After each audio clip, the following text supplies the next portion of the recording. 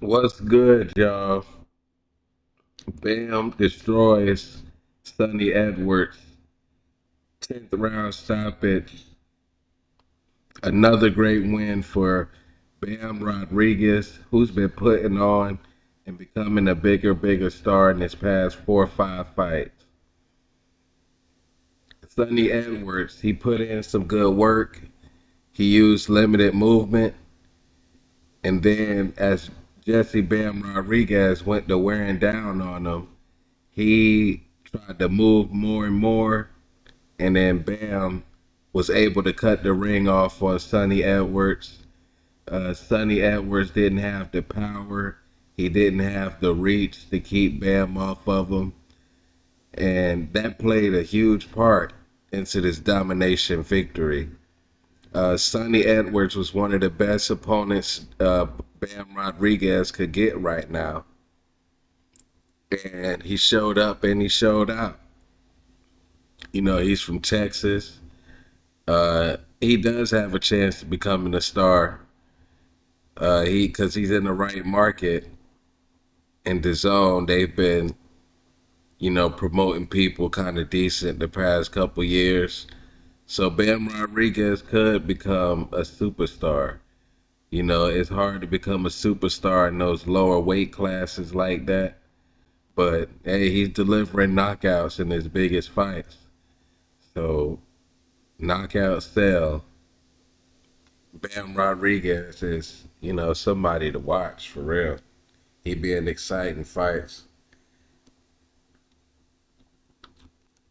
And Sonny Edwards, he really messed up trying to stand in the pocket with Bam.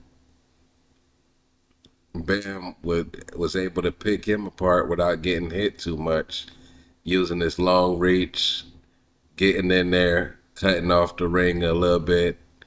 He looked it real good. And, Sonny back to the drawing board. Let's see what he can do. Now, El Rayo and Colbert, that was crazy. First round, El Rayo hurt Colbert again, but he was hurting him for half of the first round. And then you had a couple scrappy, kind of even rounds in the second, third, fourth. And then El Rayo just took over again. Then he knocked out Chris Colbert cold with a right hand towards the end of the sixth round. El Rayo, he promised to deliver a knockout in this rematch because he felt like he beat Chris Colbert the first time. I rewatched the first fight. Yeah, I think El Rayo should have won that on points. But that first fight was real good, fight of the year type potential. But this second fight, El Rayo, he rose through him. He rose through him. The power was just too much. The athleticism, he mixed up his attack. He looked it real good. El Rayo bounced back from that loss to De Los Santos, that brutal loss. El Rayo looked like he's back in the game now, especially with that highlight reel knockout. Chris Colbert was knocked out cold, stretched out. The doctors and everybody had to come see him. So that's the type of shit people like to see. And, El Rayo delivered on his word, like he said. Now, David Morell got rid of his guy in 2 rounds. Uh, he just showed destruction ability. Morell is a boxer puncher. And at Becco, he just couldn't get nothing going. The fight ended real early. Second round, Morell looked like a beast once again, following his first round knockout on the Tank Davis Ryan Garcia co-main event. Now he's got another early knockout.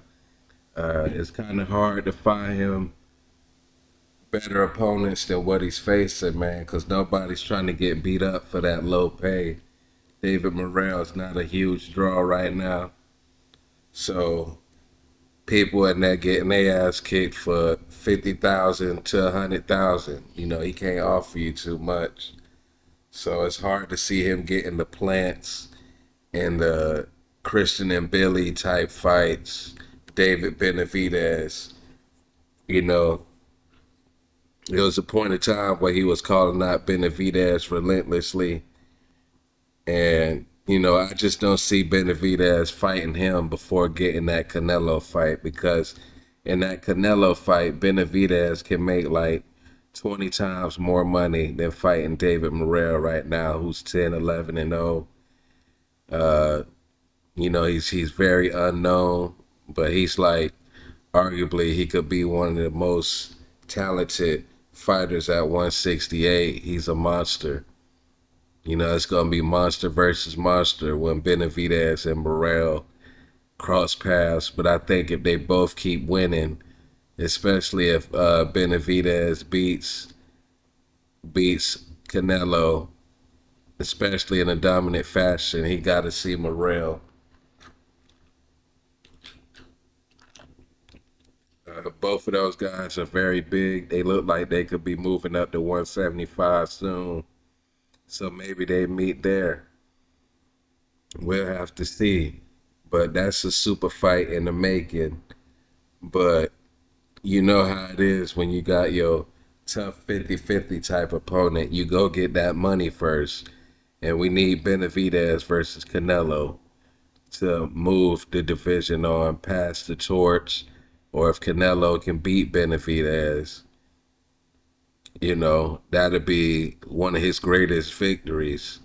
You know, fresh, prime, dangerous, super threat like David Benavidez.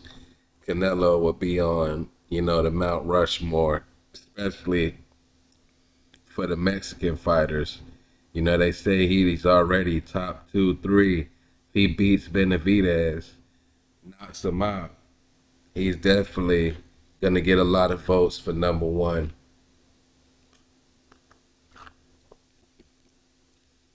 But we had a decent weekend of boxing.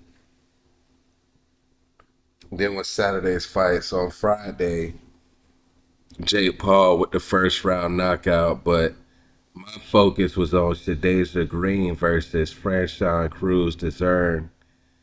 You know, that was a real letdown by Green. Green looked like she was in there just looking for a knockout. And I know you believe in your power and all that, but you can't let Franchon outwork you like that, especially, you know, whether she's shoe shining or not. You know, Shadeja Green, she was just stepping back with a counter left hook. You know, she threw some right hands, but she was just mainly in there looking to counter, and she got outpointed. And, you know, the hype train is going to go down for Shadeja Green right now. You know, she was supposed to beat Franchon. She was like a plus 700 favorite. And then she was ready to get in there with Clarissa Shields. And, you know, all that's down the drain now. Now you got to come back up the ladder. You know, I don't know if Franchon would give her another rematch or not. Doesn't look like it. But, you know, it's just a missed opportunity. Just a missed opportunity. And congrats to Franchon Cruz Dezern. Big upset. Everybody thought you get knocked out, and you came in and pulled off the decision. It was kind of wide, too. It was a 10-round fight. You got a lot of 97, 93s in there. So they saying that she blew her out 7-3.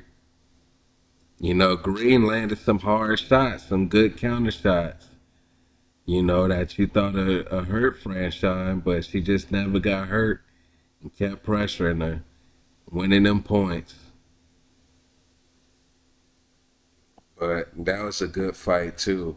You know, we had a decent weekend of fights, and next weekend we got the Day of Reckoning, Anthony Joshua versus Otto Wallin for the main event, with Deontay Wilder, Joseph Parker for the co-main event, Big Baby versus Daniel Dubois. That's also on the same card.